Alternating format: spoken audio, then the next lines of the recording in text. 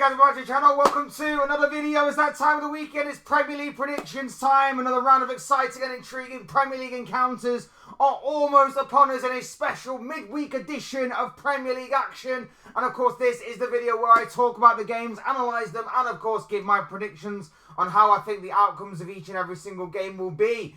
But without further ado, we'd like to remind you before we get into all of that to please like the video and also subscribe if you are new. Both things are always and forever be greatly appreciated. Get involved in the comment section as well. Let me know your thoughts, comments, opinions, but most of all, of course, let me know your predictions on how you think each and every single game will turn out yourselves. Because after all, where would a Premier League predictions video be after all without predictions? Right, sound good? Nice one. Get involved. We'd love to hear from you all. And without further ado, we'll get on with the video, shall we? We'll get on with the predictions. And first and foremost, we have got a game at the Amex Stadium, which is surely to be a very underrated game, to say the least. Brighton taking on Bournemouth, and I fancy goals galore in this one, with a 3-2 victory in favour of Bournemouth. Now, of course, Brighton were still flying high off of that big win they picked up last weekend, whilst Bournemouth were reduced to 10 men and lost their game to Wolves, pretty much in a shock result of the weekend. But at the same time, I would suspect that Bournemouth may get back to winning ways here. Brighton can be a bit hit and miss at times, and in these types of situations, we've seen time and time again this season, the Seagulls tend to sometimes slip on a bit of a banana skin. Either way, this should be a very entertaining game. Two sides who like to get the ball down and play some really good and attractive football at times. I'm looking forward to this one. I think this one can be a very underrated game, in all honesty. One that might go a little bit under the radar because of the games that are coming up this week may slightly overshadow it. But I'm expecting goals in this one. And although I am giving the slight edge to Bournemouth, obviously with Brighton being at home, they definitely could take the win here. So it's not a foregone conclusion by any stretch of the imagination, but I am going to stick with my original prediction and go with a Bournemouth win in this one. Next up, we're off to Selhurst Park for Crystal Palace taking on Aston Villa, and I've gone with a 2-1 win in favour of Aston Villa. 2-1 to Aston Villa was the scoreline at the weekend when Villa beat Chelsea with late heroics from Marco Asensio, helping Unai Emery's side to win that game. Crystal Palace themselves picked up a very good win against Fulham as well, so both of these teams are coming into this one off the back of good wins. Palace, we know, can be difficult for anybody, and under the lights at Selhurst Park on a Tuesday night, it's going to be difficult for Villa to get the victory. However, I would still back Villa to get the job done. I know that they've been playing a lot of football in recent days. I know it's been a very tough run of fixtures for Unai Emery's side, but I'm still backing them to get the job done. Now, this could obviously be a game in which they decide to rotate. This could obviously be a game in which they decide maybe it's time to rest certain players.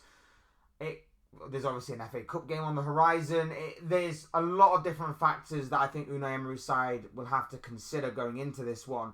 So it could be a very interesting battle, and it obviously could be one that maybe Palace do take advantage of, with obviously those extra factors being called into play. But if it is going to be a strong side that Unai Emery sets up with, I am going to go with the away side to get the victory in this one. Next up, we're off to Molineux for Wolves against Fulham, and I've gone 1-1 for this one. Fulham, poor result of the weekend, looking to bounce back. Wolves, fantastic result against Bournemouth to obviously put themselves within a bit of distance away from the relegation zone. Big game, this one. Both sides in need of the win. Wolves will obviously need it to boost their survival bid. Fulham will obviously need it to steady the ship a little bit. This one could be a very interesting battle between two very, on their day, very difficult sides to beat. We don't exactly know which side is going to turn up. Obviously, Wolves having Matheus Cunha in particular will obviously give them any chance of winning any game.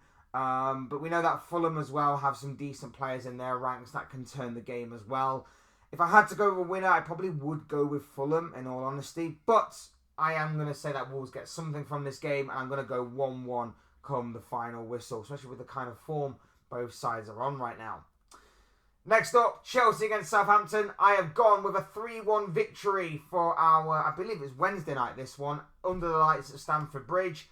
Look, I know that Chelsea are coming into this one not in the greatest of form, but if they seriously can't beat rock bottom Southampton, then there are some serious problems that are developing at Stamford Bridge with the Blues right now. Chelsea should be winning this game. Chelsea should be absolutely wiping the floor with Southampton and getting the 3 points. That's not to say that any game is a foregone conclusion. This is a banana skin waiting to happen for the Blues. Of course it is. But with Southampton staring relegation in the face, the writing seemingly is on the wall. Chelsea should be taking advantage of a seemingly down and out Southampton who, like I say, at the weekend lost by 4-0. Chelsea should be winning this game. I know that they're not in the best of form right now, but they have the better players, they have the better squad, and they should be at least looking to get a fair few goals under their belts in this one. I still expect them to concede because their defence is always capable of a complete bozo moment. So I'm expecting them to concede, but I don't think it will be too disheartening given the overall result is going to be a win. It should be a win, and if it isn't a win, like I say, serious problems and some serious questions will need to be asked of this Chelsea side. But yes, my prediction is Chelsea to win. Next up, we're off to Brentford against Everton, and I've gone with a 2-2 draw here between the Bees and the Toffees. Obviously, both these sides coming into this one in pretty decent form. Brentford beat Leicester by 4-0 on Friday night. David Moyes' return to Everton has been a revelation for them. Yes, they did completely collapse against Manchester United, and they'll feel hard done by that they weren't given a penalty in the dying embers of the game, but it's still been a very decent run since Moyes has returned to Goodison Park. I've gone 2-2 here, and obviously with the form that Everton are in, they could very well take the win. With obviously Brentford being under the lights in their home stadium, we know how difficult they can be to play against whilst they're at home. We know obviously they like a light show before the game. They like to raise the atmosphere up. We know that it can be difficult for opposition teams.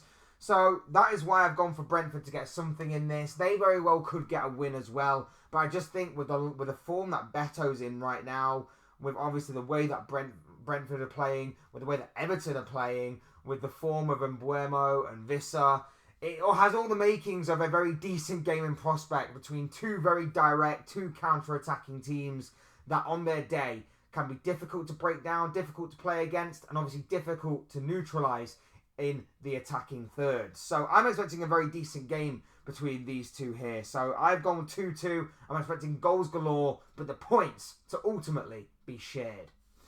Next up, we're off to Old Trafford for Manchester United's game against Ipswich, and I've gone with a 3-1 victory in favour of Ruben Amorim's side. Now, again, this is a massive game for both of these sides. Ruben Amorim's side are staring out of a relegation battle now. Of course, I think they are a fair amount away, so I think they will obviously survive. But if Ipswich are to win here, it could set off more alarm bells than it is already doing. Not for me personally, but for a lot of United fans and for a lot of rivals, it could definitely set off a lot more alarm bells than what has already been during his tenure as Man United head coach. Ipswich, no pushovers. We know that they're going to be fighting for everything this season, although they are staring down the barrel of relegation.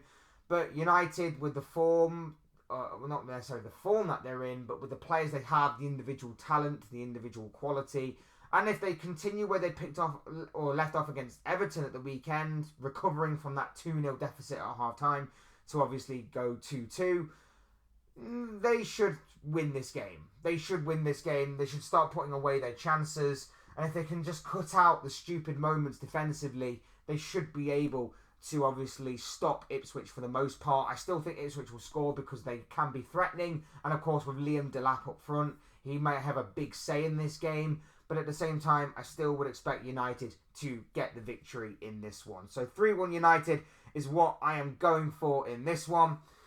Next up, we're off to the City Ground for Nottingham Forest hosting Arsenal, and I've gone with a 1-1 draw. Now, I'm not entirely confident by this one. This one could go any which way. But I just think that Forest, they were pretty poor in the first half against Newcastle. I think they got a little lucky that Newcastle let their foot off the gas in the second half and they were able to kind of get back into the game.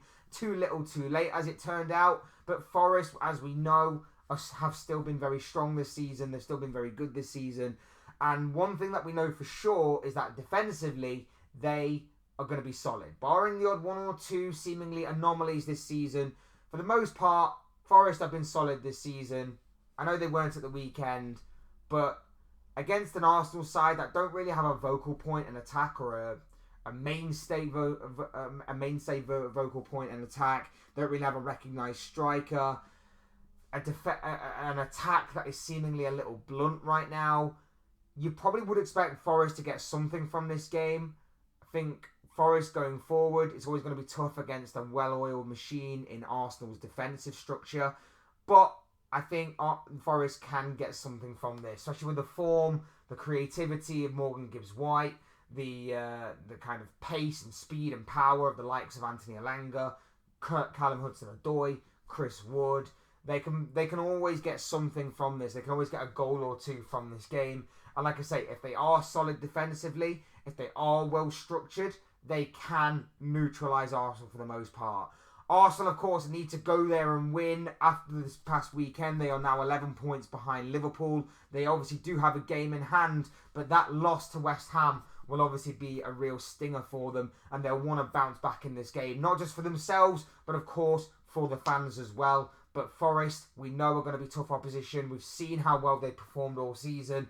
It's going to be an extremely tough game for both of these sides, but it is definitely one that I see Forest getting something out of. And obviously, as a Liverpool fan, maybe it is more hope than anything, but it would do us the world of good if Forest were to get something from this game. So I'm going 1-1. I'm not entirely confident, but fingers crossed, Forest do Liverpool a favour.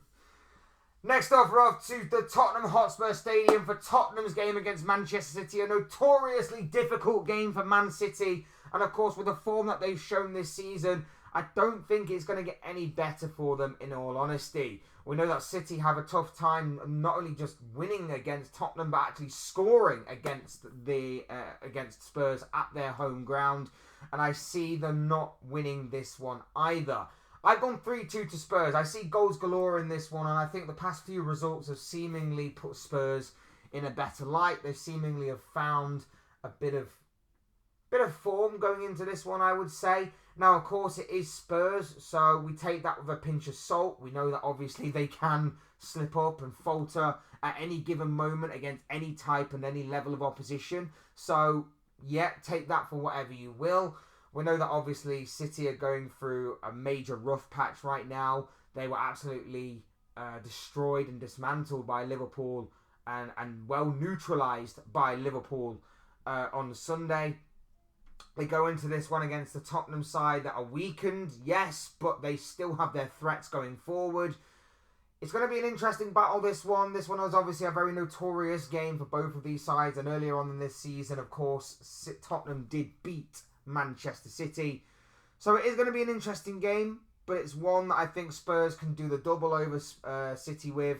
And I think it's going to end up 3-2 to Spurs. Again, not entirely confident, but I do see goals galore. I do see both teams having their weaknesses defensively whilst having their good vocal points in the attack. So I'm expecting a very exciting game in this one. 3-2 to Spurs is what I'm going for in this one.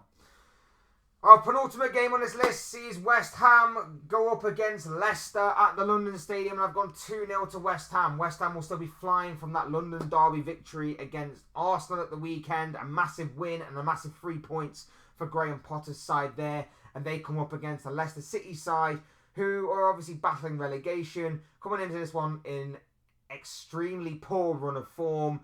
It would be typical of West Ham. It would be typical of West Ham to beat Arsenal and then drop points in this one. So it's not a foregone conclusion that West Ham win this one.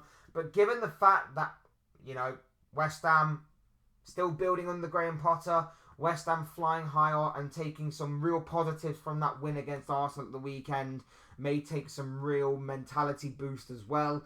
It could obviously play into West Ham's hands. This is going to be an interesting game for your Thursday night viewing. And it's one that I think the Hammers will come out on top for and deliver another hammer blow to Leicester's chances of battling relegation. And finally, in what I believe to be the main event of this round of fixtures, the main event of this Premier League week, Wednesday night sees an absolute Premier League classic at Anfield as Liverpool take on Newcastle. Earlier on this season, these two teams played out an incredible 3-3 victory in which Mohamed Salah stole the show for the Reds. Unfortunately, his solo effort was in vain as Newcastle managed to rescue a point late on to make it 3-3.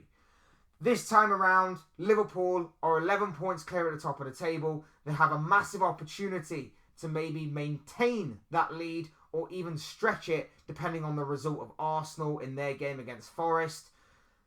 These two teams obviously meet in a few weeks' time in the Carabao Cup final, so it's a bit of a dress rehearsal for the League Cup final there. This is all the makings of a classic. This has history behind it. This has a good vibe to it. This has a good game feel to it. If you're a neutral, if you're obviously a fan of one of these two teams, it could be an absolute nightmare for about 90 odd minutes or so. What I'm expecting in this one is a heated battle. Newcastle are going to be physical, Newcastle are going to be tenacious, and Liverpool will have to find a way to deal with that. If they can put in a solid defensive display like they did against Man City on Sunday, and if they can take their chances in the final third when they come to them, like they did on Sunday, Liverpool will have no problem in dispatching of Newcastle. Now, Liverpool being at home should normally be a good sign. It should normally be, I'm pretty confident. But for whatever reason this season, being at home hasn't exactly been the main fortress that it has come to be. It's actually been away from home that our form has actually sparkled this season. Not to say our home form has been terrible. We've still got the best home form in the Premier League, of course. But it's still a slight concern. Now, what I will say is that this is going to see the form of Mohamed Salah go up against the form of Alexander Isak. I kind of want to say it might be somewhat of an audition for Isaac to go to Liverpool at the end of the season, but that would be completely disrespectful to Newcastle. I just wanted to throw that out there. Disrespectful to Newcastle, I hold my hands up and I apologise for that instantly. But yes, there's no doubt about it. Isak's phenomenal. He's going to be going up against Salah. You've also got a midfield of the likes of Tonali and Guimarães up against the likes of McAllister and Szoboszlai. You've got the likes of Fabian Schär and Tino Livramento against Trent, Van Dijk, Konate. It's going to be an incredible battle right the way from back to front, from front to back across both sides of the pitch. One that I'm very much looking forward to and also dreading and scared of, but it is one that I'm backing my team to win. I've gone 3-2 to Liverpool. I think the home crowd hopefully will get behind them this time around, and then it will feed onto the energy of the players. They will feed off the energy and they will take that energy and run with that ball and hopefully get the 3 points by any means necessary, because I do think if we get the 3 points here, and especially if Arsenal drop points in their game, I'm not going to say it, but you get my drift. You get my drift where I'm going with that. I'm going 3-2 to Liverpool. I think the form of Mohamed Salah will sparkle and continue. I think Cody Gakpo's return may be big as well. And I just think that Liverpool will take their chances. And like I say, if we stop conceding stupid moments, if we stop conceding stupid attempts on goal, and we are disciplined defensively, solid like we were on Sunday, we could stop Newcastle for the most part. It's going to be difficult. Full credit to Eddie Howe's side for that. But Liverpool can get the job done, and that would be a massive, massive 3 points if we were to get the job done on Wednesday.